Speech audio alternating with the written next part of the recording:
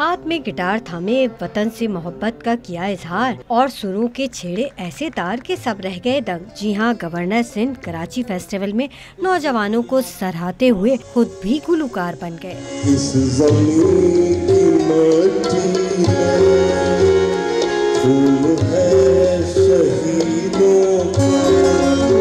Governor Sindh का भारत के साथ सरहदी कशीदगी पर कहना था कि किसी ने मादरे वतन पर मैली आग डाली तो मुंह तोड़ जवाब देंगे। दुश्मन जो भी पाकिस्तान की तरफ या पाकिस्तानियों की तरफ मैली आंख से देखेगा, उसका इंशाअल्लाह ताला हमारे आर्म फोर्सेस में, फौज में, एयर फोर्स में, नेवी में, तमाम ही हमारी फोर्सेस में इतनी ताकत है कि उसका भरपूर जवाब जो है वो दिया जाएगा और आवाम की तरफ से भी भरपूर जवाब दिया जाएगा।